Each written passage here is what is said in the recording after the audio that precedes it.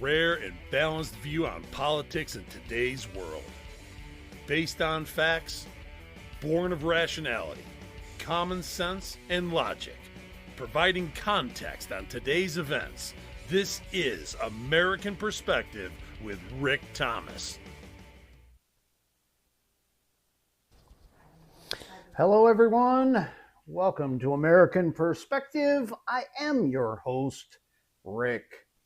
So if you're on the Rumble stream, the video is not going to come through for whatever reason. I don't understand why, but it looks like YouTube, Facebook, and X are all functional as well. Whoops. Or at least it appears that way. Yeah, so I can see myself on YouTube, which means that it's getting through Rumble, but not going to Rumble, which is weird. But anyway, so if you are headed over that, or I would suggest heading over that way, either Facebook, X, or YouTube, unfortunately. I do have a ticket in for them to do whatever, but they never really got back to me, so I have no idea what's going on. Anyway, and I apologize for that, but obviously there's something missing because, again, like I said, it's getting through Rumble, but not actually at Rumble. So, all right. First of all, I have to apologize ahead of time because I misnumbered my last episode. I numbered it as 900 and it's actually 890. So there's 10 extra episodes in there that I've got to fit in before we hit, of course, our 1000th episode.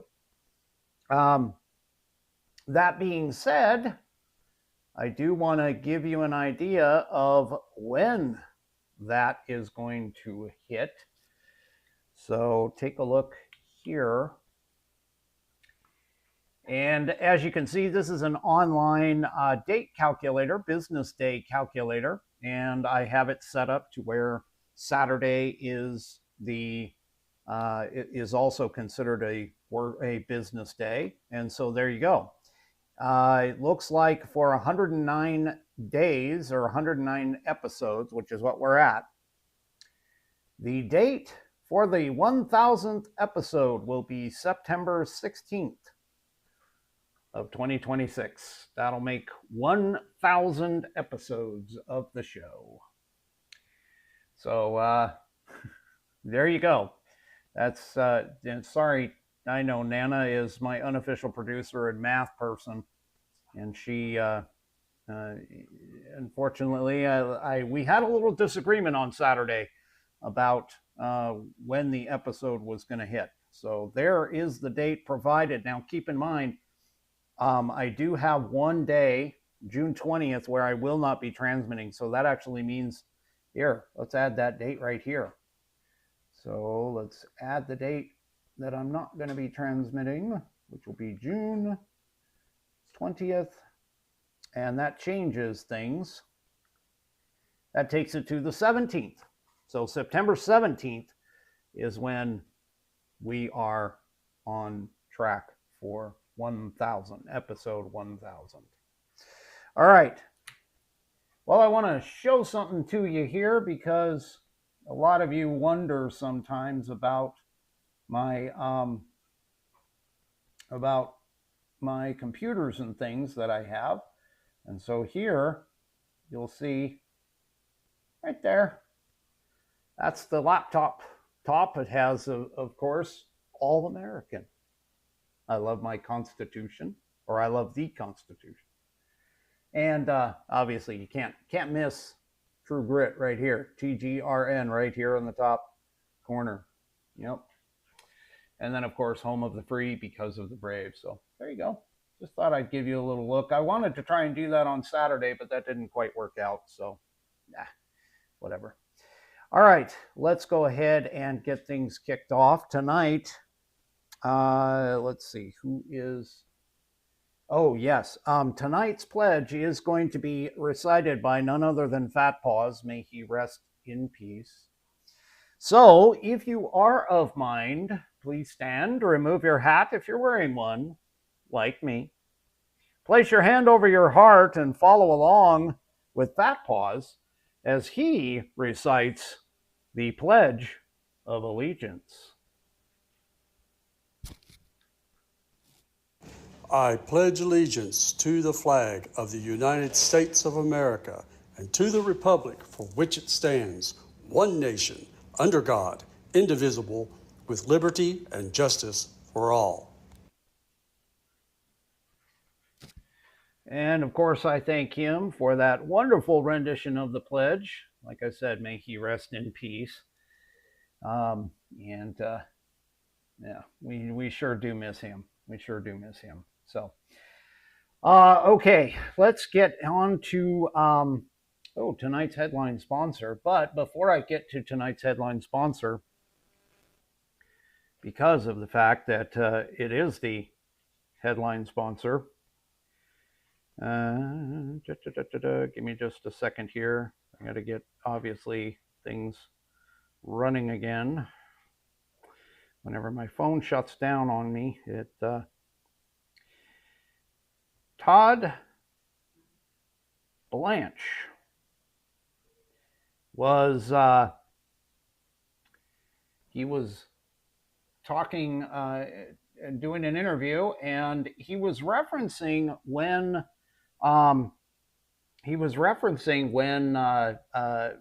Obama said that the AG, the Attorney General, is supposed to be, separate from the executive. That he isn't supposed to go with or listen to, I guess, the executive.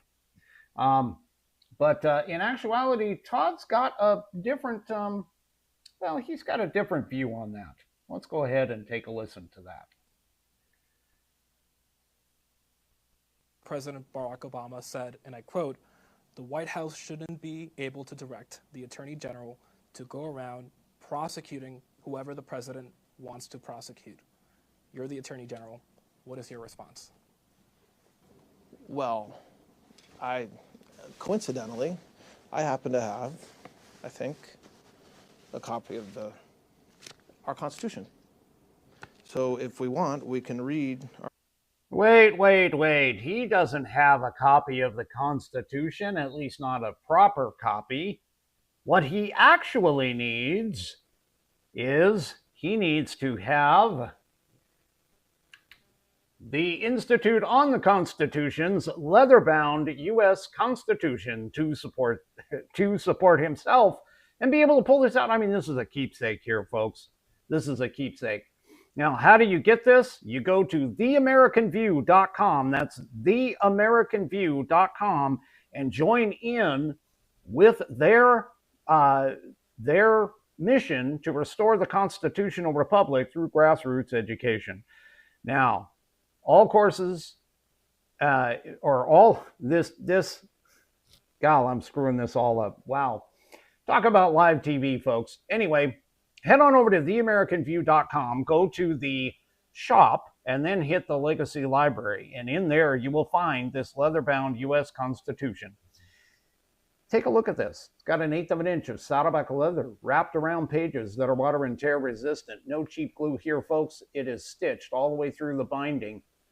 The leather and the pages contained within. It's got a 100-year warranty against materials and manufacturing defects, such that if you have a problem with this thing in that time frame, you can send it back to the manufacturer and they will either fix it or replace it for free.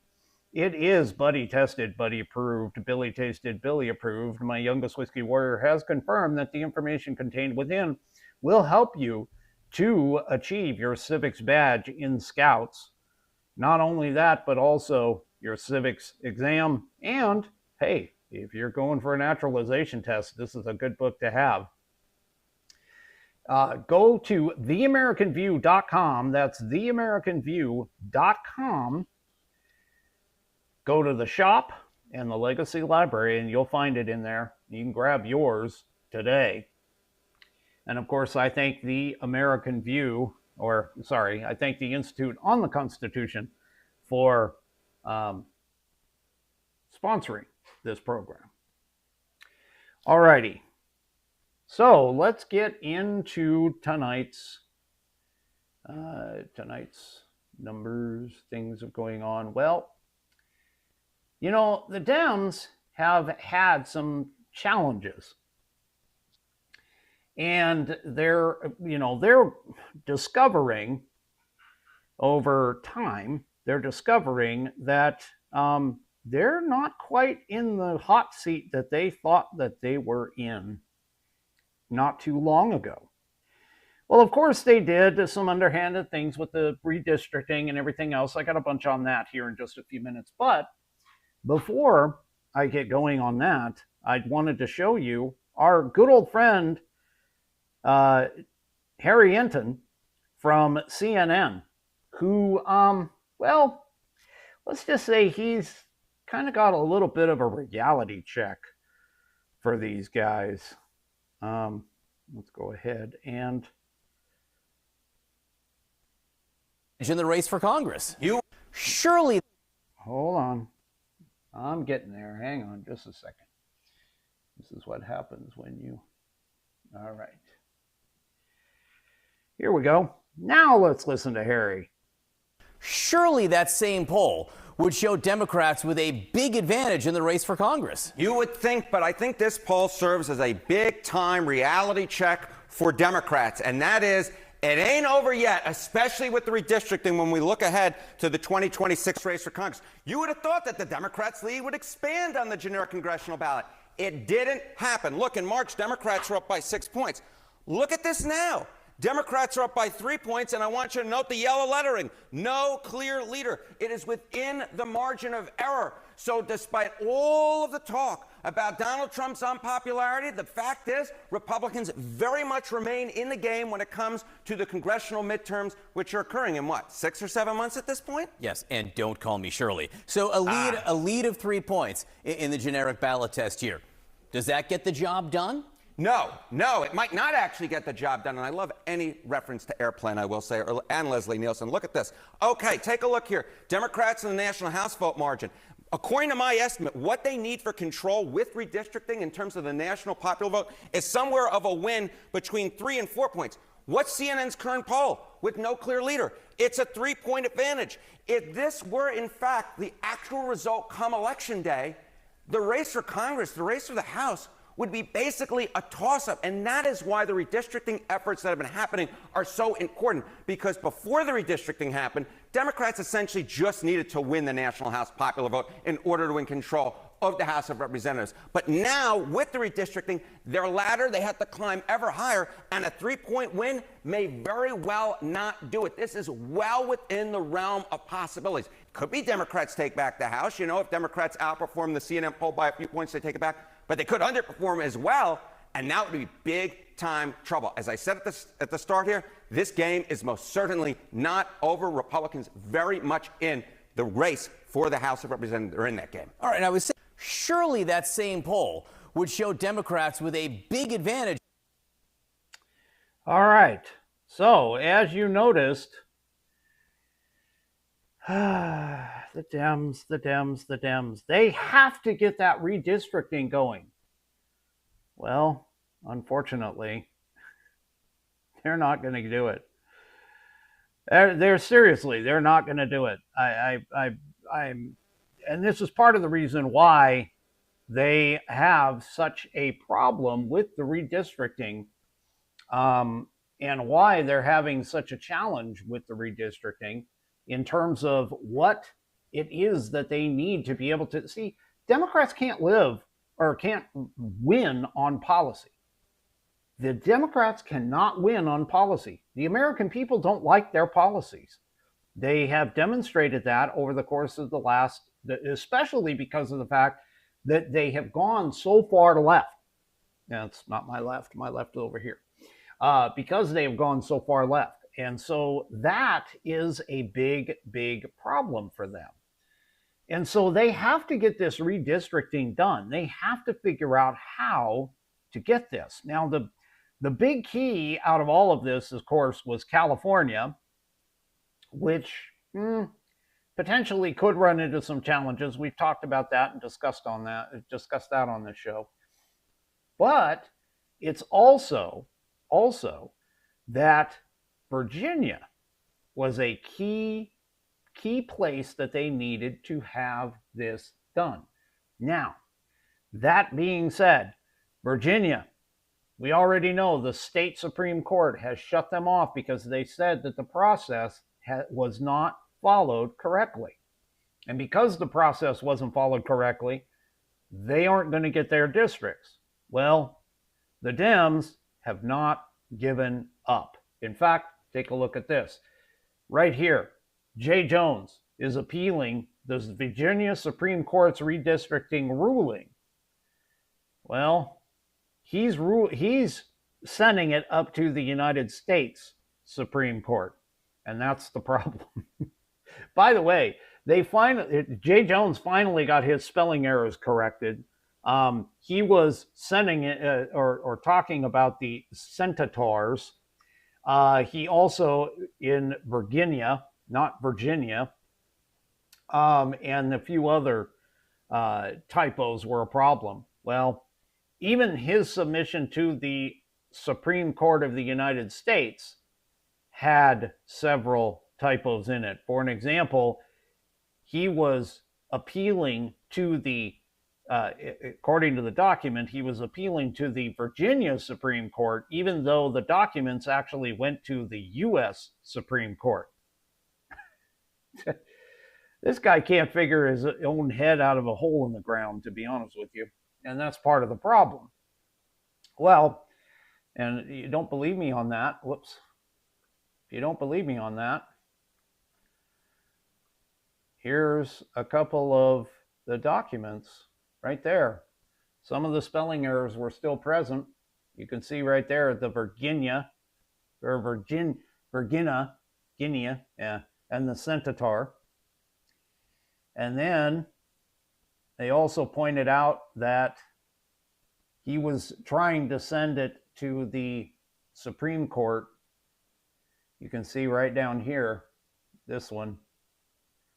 So, yeah. Anyway, there's a lot of people who, oh, and don't forget, this is the same guy that was fantasizing about murdering the kids of his Republican opponent or something at one point.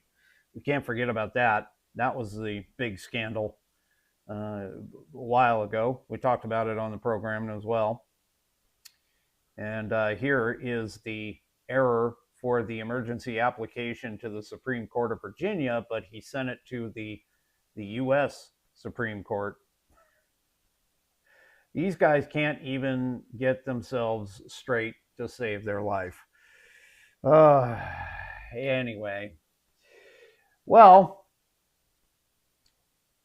the Virginia officials are asking the Supreme Court to revive a congressional map that favors Democrats. That's the whole point that they want. They want that map that was illegally and unconstitutionally elected or put into place and put on the ballot and everything that they claim that the voters really wanted. Well, the last time that I checked the Constitution, and I got one right here in my hot little hands, this guy right here, we started the show off with him. And this guy right here, I'm telling you, hot little hands here, I don't seem to recall anywhere within the Constitution of the United States that talks about how the Constitution, the federal Constitution, can actually overrule the state Supreme Court on a state matter. Now, granted, okay, there is a part in terms of the elections that the Congress can pass laws and modify regulations at any time, with the exception of the places of choosing senators. However, as we stand today, there is no law that Congress has passed that basically says that the federal government or the SCOTUS can overrule the state Supreme Court when it comes to redistricting. And that's your problem. So even though the Virginia AG has appealed to the Supreme Court of the United States, it's highly unlikely that the Supreme Court is actually going to go with them and give them a positive result. Think of this as sort of like the Hail Mary for the Virginia Democrats to try and get this done. Well, the Supreme Court has cleared the way for Alabama to adopt a new House map that removes the majority black district. Now, you remember and recall that SCOTUS cleared the way for Louisiana because to redistrict because of the fact that Louisiana was originally only a single majority black district. Their state Supreme Courts got involved, or their state courts got involved, and they ended up where the lower courts requested Louisiana to redistrict with an additional majority black district. Well, that part got thrown out by the United States Supreme Court. See, and that was based off of the 14th Amendment Equal Protection Clause and also the Section 2 of the Voting Rights Act, which was not designed to create districts based off of race, but to prevent districts from being created specifically to favor race. That's part of the problem that the Democrats ran into. Well, the Supreme Court has now cleared the way for Alabama to create this new map that removes the district. And this is entirely going to challenge, I'm trying to find to see if there's a map in here. There isn't. So this is going to make it, now granted, Alabama's probably only going to pick up a couple of seats. I mean, it's really not going to pick up a lot. It's certainly not like Texas was, where Texas picked up 5 seats. We're probably looking at only 1 or 2 seats that could swing Republican. But the point here, though, is that, again, the Supreme Court is upholding its decision and basically saying, hey, you can't use race as a primary reason for districting. Well, all of that being the case, there's a lot of conversation. There's a lot of conversation on the Democrat side, especially recently. Not that this is any real surprise to anybody that's been watching this stuff, because the Dems have wanted to pack the Supreme Court for quite some time. Unfortunately, that is something that Congress could do. And if the Democrats were to regain power, and I'll be honest with you, even to regain power any time between now and the next census, you could be looking at a potential packing of the Supreme Court within the next 10 or 15 years. I mean, they're boldly and openly talking about this. But one thing that wasn't expected was for the Democrats to talk about removing every single one of the Virginia Supreme Court justices. They had this idea, because they lost in the Virginia State Supreme Court. They had this idea that they were going to modify the requirements to be a state Supreme Court justice, and they were going to lower the age to make it low enough that it would essentially wipe out the entire existing court.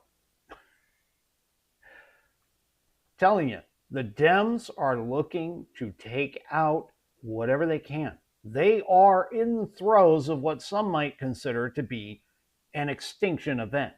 They are looking to win in any way, shape, or form that they can, because they know that they're in trouble. They understand this. I mean, it's no big secret here. They started the redistricting fight. They lost the redistricting fight for now, and they are looking to continue redistricting and everything else as much as they possibly can.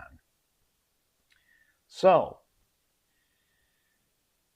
what does this actually mean, and how do we know that the Dems are so angry that they're just livid right now? They have no idea what's going on. They literally have no idea how to move forward from this, and they're going to just shotgun and try everything. That's what they're looking to do. Now, these can be summed up in a couple of tweets here.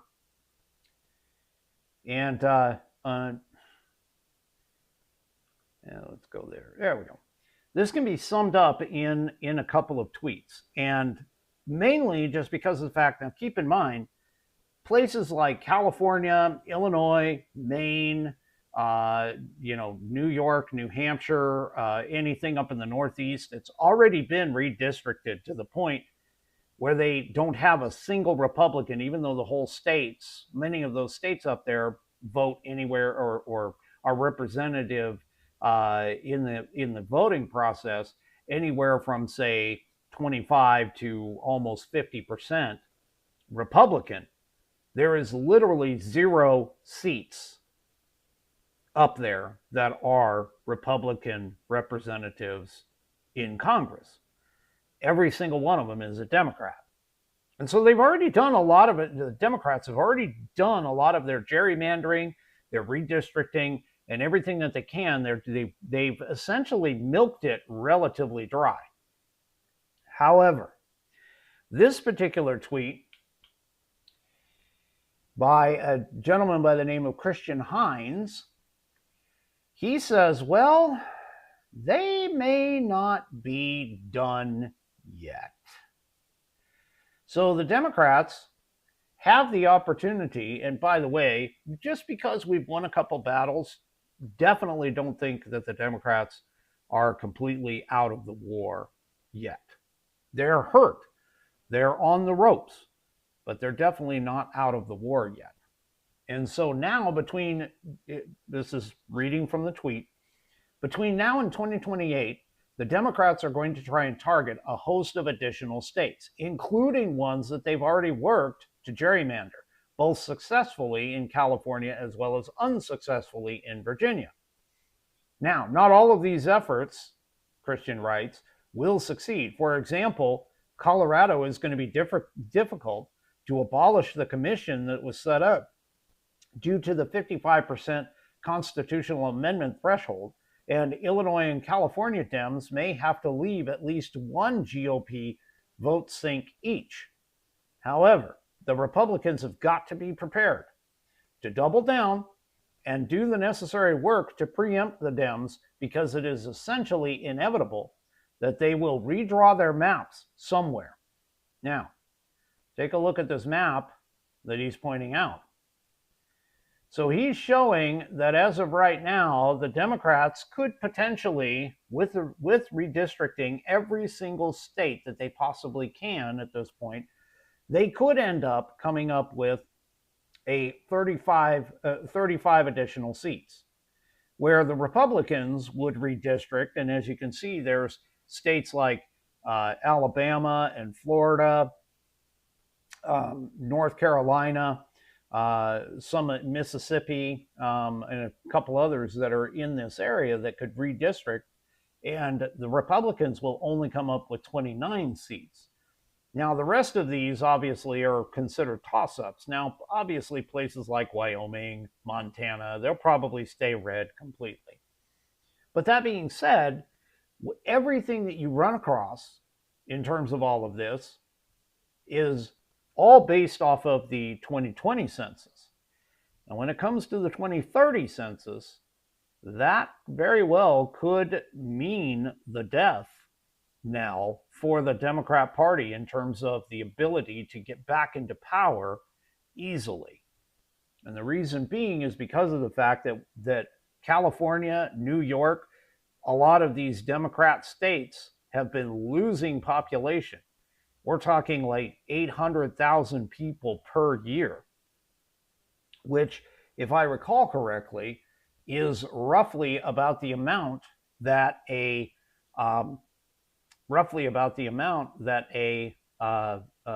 district actually holds. I think it's somewhere around 760,000 seats, or population is what it would be. So all of that being said, and he continues, or let's see, there's also another one that talks about it as well, which is basically, this is from the Modern McCarthyist, at Sensible Fascist,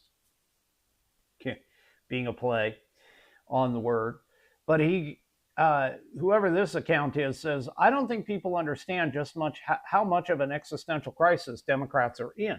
If they don't gain control of the House, the Senate, the presidency, they're not able to pack the Supreme Court, remandate racial gerrymandering, and give illegals mass amnesty by 2032. They will all but die as a nationally competitive political party. Points out, with the VRA being overturned, we will net at least 15 seats, and the census will give us like a dozen more, as well as forcing Democrats to redraw their seats being bolstered by illegals, making them more Republican. This will make the House all but impossible to win for Dems. Then the Senate will become increasingly hard for them to win, as states like Nevada keep shifting red and Republicans slowly keep picking better candidates. He also says the nail in the coffin, the census will make it all but impossible for Dems to win the presidency unless they win the popular vote by at least 6 points. The Democrats are on the ropes, folks, and they know it. They know it too. And that's part of the problem, is that unfortunately when you get a desperate individual, they start to do desperate things.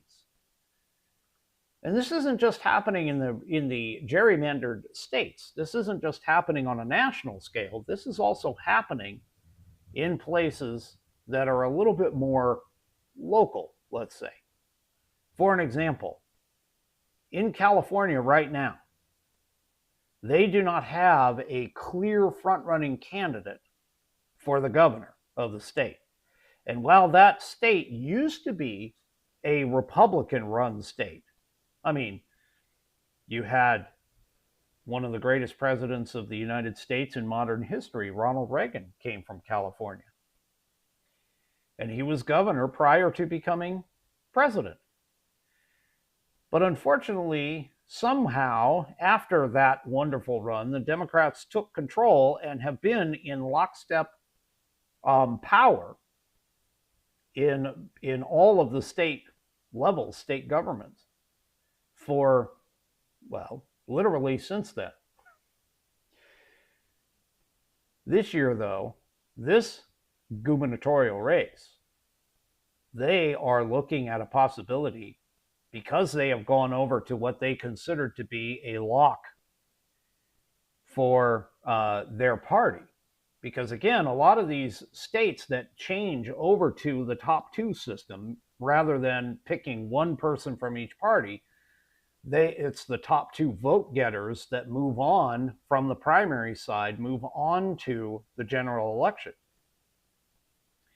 See, Democrats thought that if they did the top two system, that they wouldn't ever have to face another Republican again, because they didn't think that a Republican, any Republican, would be able to gain enough votes in a primary to be able to put them into the top two.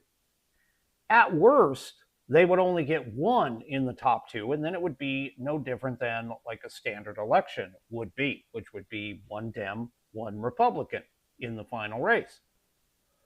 Well, now, because of the way that the gubernatorial race has been working out, Eric Swalwell can't keep it in his pants and is in trouble.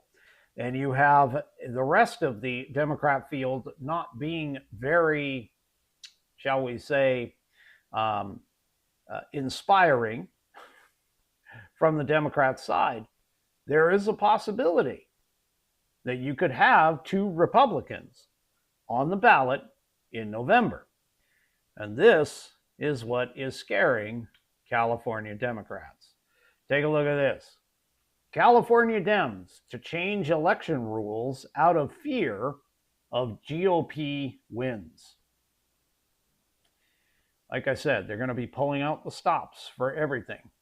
They're going to pull out the stops for all that they can in order to try and win this. California Democrats have already thoroughly rigged elections. This is an article in Front Page. California Democrats thoroughly rig elections, so it's already a one-party state. And they like the idea of effectively jettisoning primaries because they would have to have general elections with Democrats running against Democrats. Now, suddenly they face the specter of a gubernatorial election in which there are too many unpopular and unknown Democrats leading to one or two Republicans on the final ballot. So the Los Angeles Times says, extremely scary, the specter of an all GOP governor's race spurs push to remake what they called the open primary. So voters in California may get a chance to remake the state's open primary system in 2 years. Political consultant Steve Maviglio, I don't know how it's pronounced, but anyway, filed an application last Friday with state officials that seeks to alter the California voting system by reverting it back to a traditional primary. Under the proposal, top candidates from each party would advance to the general election in November. The current system allows the top two, regardless of primary or party, to move on to the runoff. This has led to instances where there were two Democrats or two Republicans have faced off in a general election. But it's mostly been Democrats that have done this. And this is why they love that whole top two primary, open primary system. They want to be able, and in many cases in some of these states, they have the ability to have just top two Democrats running off at the general election. Now that it isn't, now that it's possible that it could be two Republicans, well, they're not all that willing to share the spotlight.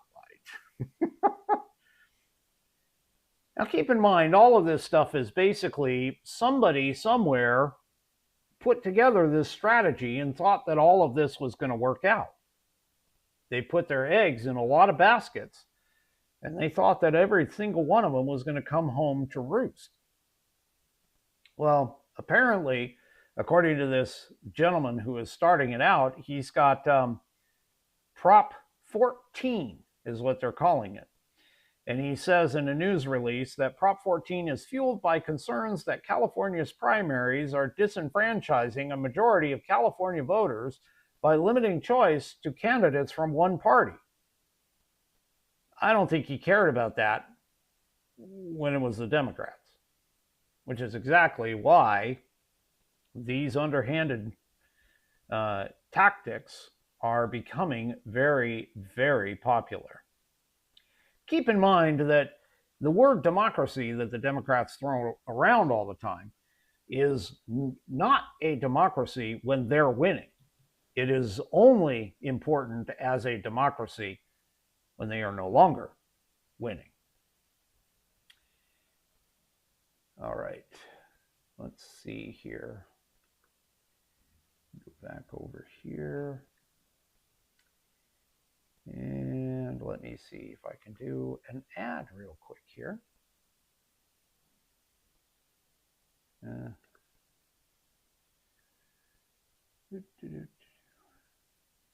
Anything showing up here? Come on. Oh, there we go. Okay. So let's talk real quick about this wonderful elixir that I drink every single morning. Many other people do too. It's known as coffee. And if you still haven't tried 1775 coffee, now is your shot. The 1775 starter kit has dropped with a limited number of units available. In each unit, you're getting the bold dark roast that hits hard, the smooth medium roast, as well as the Vitality Mushroom Coffee for clean energy and laser focus with no crash. All of these coffees are single origin, small batch, toxin-free, and mold-free. Plus, you'll also be receiving a gold spoon clip because freedom isn't scooped with plastic. You'll also be receiving a frother that is strong enough to stir up not only your coffee, but also your mother-in-law's opinions, as well as a black 1775 tumbler. It's $170 worth of coffee and gear, yours for just the low, low price of $99. This is for the ones who've been watching on Rumble, watching 1775 coffee blow up on Rumble and wondering if it's actually worth it. Spoiler alert, it is. Go to 1775coffee.com. The number's 1775coffee, all one word, .com /studio, STUDIO, and grab your starter kit before they are gone. Bold beans, clean fuel, and a morning routine that stands for something, just like Rumble does. Go to 1775coffee.com /studio and get that $170 worth of coffee and gear for just $99. Go to 1775coffee.com /studio and grab your starter kit today. All right. Well, we opened up the show with A.G. Blanche talking about the Constitution and so on and so forth. Well, apparently, A.G. Blanche is not done. In particularly, he is, wait a second. I just clicked myself into a wormhole. Anyway, A.G. Blanche isn't done. He's actually going after, people. And by people, I mean reporters who have supposedly or potentially participated in a classified leak. Yes, Blanche said today that he indicated that there was a DOJ probe that would use what's called compulsory authority to bring in witnesses, including those from the press. So the DOJ is planning on subpoenaing reporters as part of its probe into a leak of classified materials. The FBI this month opened a probe into Senate Democrats over a possible leak of classified materials related to the Director of National Intelligence's Tulsi Gabbard confirmation hearings. At issue in particular was the leak of an intercept from the National Security Agency concerning none other than Tulsi Gabbard. More recently, Trump has reportedly complained of rampant leaks related to the ongoing Iran conflict, according to The Hill. So on Tuesday, Blanche indicated that the DOJ probe was going to use what's called compulsory authority to bring in witnesses, including those from the press. He said, quote, prosecuting leakers who share our nation's secrets with reporters, in turn risking our national security and the lives of our soldiers, is a priority for this administration. Any witnesses, whether a reporter or otherwise, who has information about these criminals should not be surprised if they receive a subpoena about the illegal leaking of classified materials. Now, obviously, the Trump administration has their tete-a-tete with the press all the time, and so this is not necessarily going to help. But at the same time, though, these people need to understand that the severe leaking of, say, an Adam Schiff, Shifty Schiff, who leaked like a sieve, those days are over, people. Those days are over. And this is part of the reason why the press was having such a problem with the whole change of the rules in the Pentagon.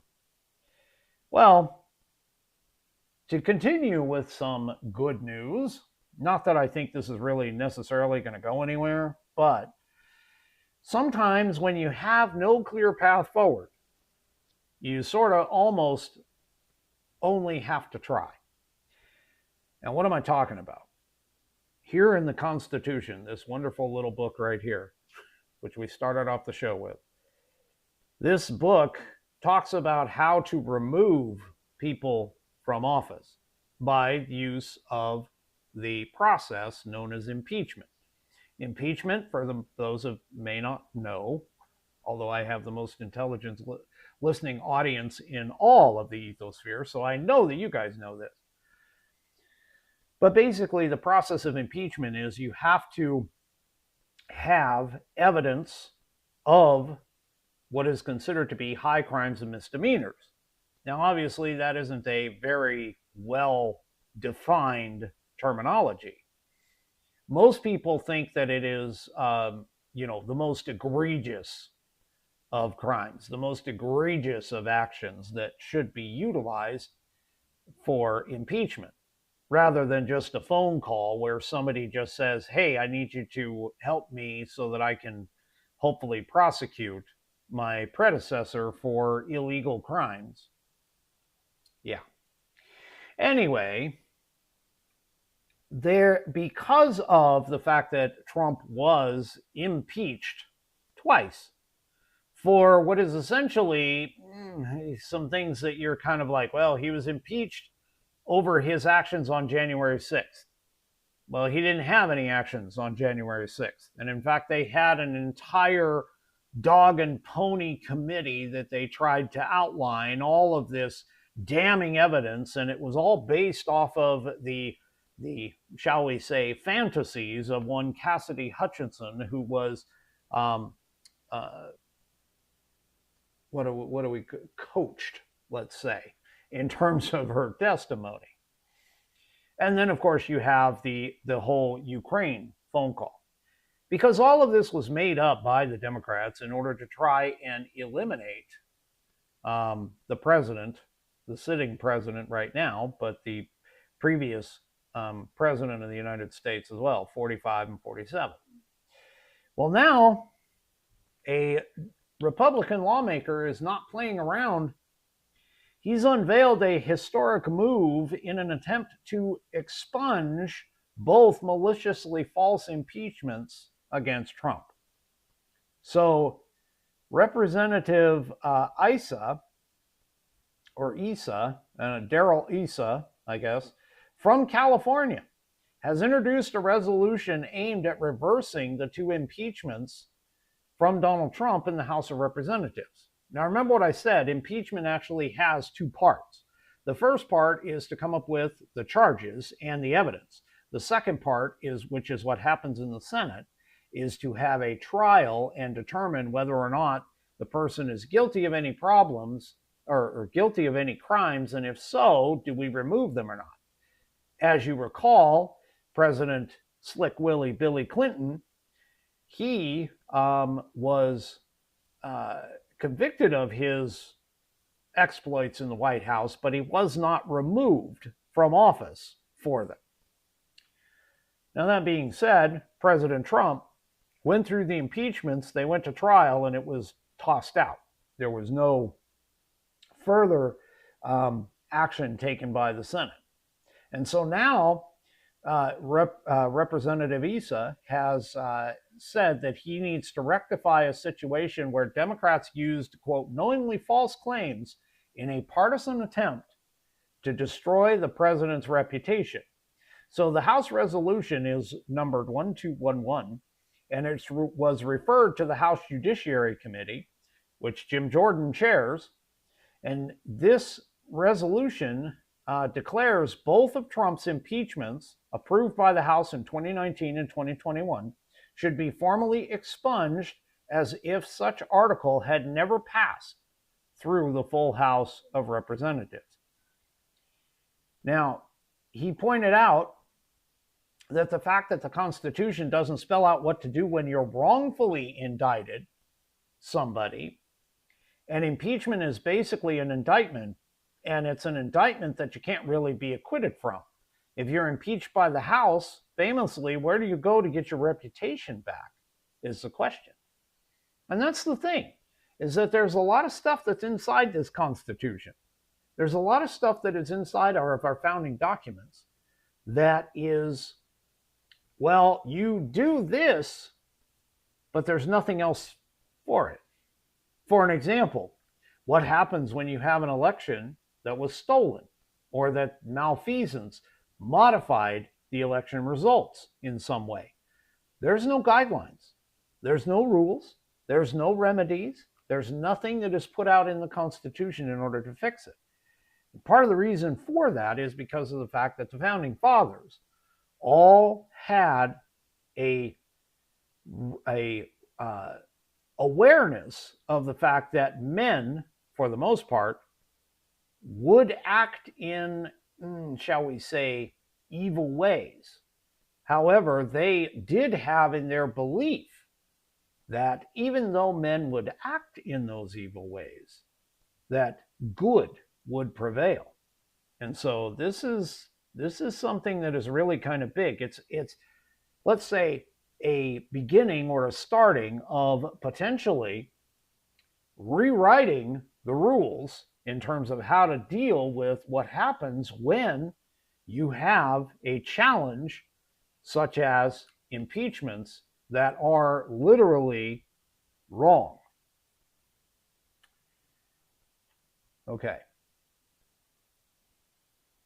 Well, in the final moments here, last thing.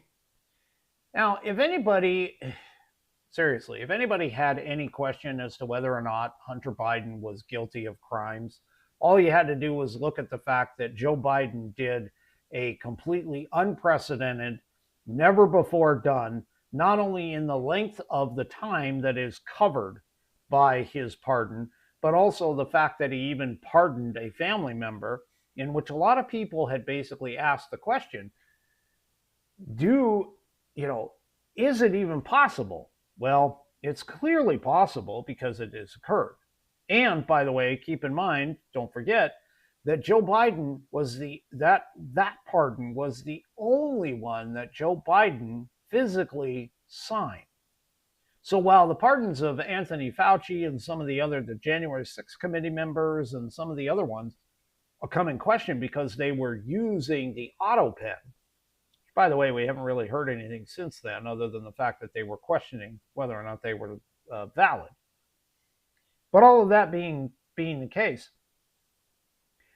anybody who is looking at Hunter Biden and saying, oh no, he is totally absolved, never was involved in any crime, so on and so forth, is under, let's just say, wearing rose-colored glasses. Take a look here, this article in Just the News. Senators release records on potential Hunter Biden prostitution crimes that kept from the senators by the Biden DOJ.